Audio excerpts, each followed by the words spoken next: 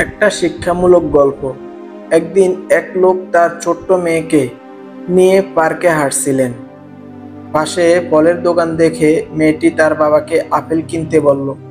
লোকটির পকেটে খুব বেশি টাকা ছিল না, তাই মাত্র 2টি আপেল কিনে মেয়েটির হাতে দিলেন।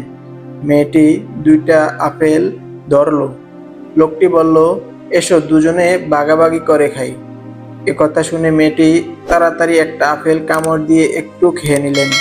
আরেকটা আপেল দিকে হাত বাড়িয়ে কিছু বলার আগে মেয়েটি সেটিতেও কামড় বসিয়ে দিলেন।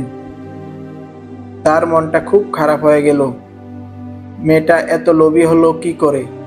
তাহলে সন্তানকে কি সঠিক শিক্ষা দিতে পারছি না? লোকাচার, ভদ্রতা, মিলেমিশে চলা, ভাগাভাগি করে খাওয়া এগুলা কি তার সন্তানকে শেখানো হয়নি? তাহলে মেয়েটি এমন লোভী আচরণ করলো কেন? মুখ থেকে হাসি মুছে গেল। তিনি চিন্তায় ডুবে গেলেন। এমন সময় হঠাৎ তার মেয়ে ডান হাতের আপেলটা তার বাবাকে দিয়ে বললেন, বাবা তুমি এটা খাও, এটা অনেকটা বেশি মিষ্টি। লোকটা বাসা হারিয়ে ফেলল। শিক্ষা: কোনো বিষয় দ্রুত কোনো কিছু বিচার করতে নেই বা দ্রুত কোনো সিদ্ধান্ত পৌঁছাতে নেই। ভালোভাবে বোঝার জন্য হলেও একটু সময় নেওয়া উচিত।